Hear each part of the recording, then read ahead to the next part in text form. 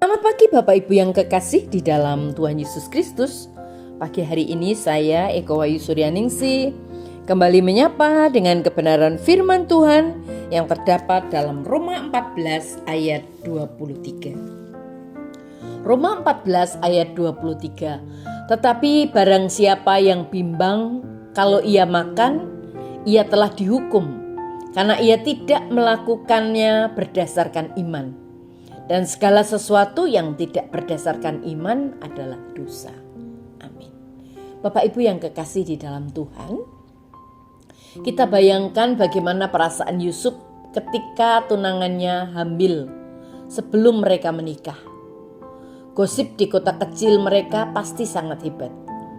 Dan itu akan mempengaruhi keluarganya, mempengaruhi bisnisnya, dan pastinya rencana masa depannya.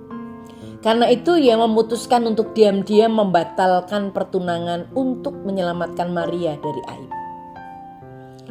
Tetapi di dalam kitab Injil Matius pasal 1 ayat 20 dikatakan, tetapi setelah ia mempertimbangkan hal itu, seorang malaikat Tuhan menampakkan diri kepadanya dalam mimpi dan berkata, Yusuf anak Daud, jangan takut untuk mengambil Maria sebagai istrimu, karena apa yang dikandungnya adalah dari Roh Kudus.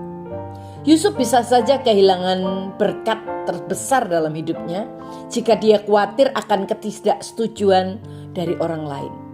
Sebaliknya, dia justru memilih untuk menaati Tuhan dan mendengarkan suaranya, bukan suara-suara yang ada di sekitarnya. Yusuf memutuskan untuk persetujuan Tuhan lebih penting daripada persetujuan siapapun. Dunia saat ini adalah tempat yang cukup negatif untuk ditinggali. Mudah untuk mengisi pikiran kita dengan hal-hal yang menakutkan, baik itu dari media, opini orang lain, dan bahkan kebohongan yang kita katakan kepada diri kita sendiri. Tetapi Alkitab mengatakan bahwa rasa takut adalah kebalikan dari iman. Roma 14 ayat 23 mengatakan segala sesuatu yang tidak berasal dari iman adalah dosa. Untuk keluar dari rasa takut dan masuk ke dalam iman, kita harus mengubah gagasan-gagasan yang kita izinkan untuk masuk ke dalam pikiran kita. Ada dua hal yang perlu kita lakukan, yaitu yang pertama, kita batasi jumlah pembicaraan negatif yang kita konsumsi melalui berita maupun media-media sosial. Mendapatkan informasi itu satu hal, membiarkannya mempengaruhi cara kita memandang orang lain, dunia, dan bahkan diri kita sendiri secara negatif adalah hal yang lain. Yang kedua, kita perlu mulai bergaul dengan orang-orang yang beriman. Inilah salah satu alasan mengapa gereja sangat penting. Ketika kita takut, orang-orang percaya lainnya dapat mengingatkan kita tentang tujuan kita dan tentang kebaikan Tuhan. Ketika kita menjadi bagian dari keluarga gereja, sebagai keluarga Allah, dan berkomitmen untuk bersekutu, suara-suara penyemangat akan lebih lantang daripada suara-suara yang menimbulkan rasa takut. Seperti Yusuf, kita perlu memilih untuk mendengarkan suara Tuhan.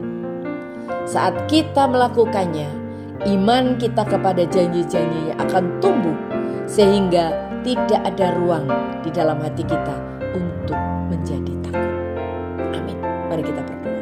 Tuhan Yesus, kami mengucap syukur untuk keluarga yang Tuhan taruh di dalam kehidupan kami.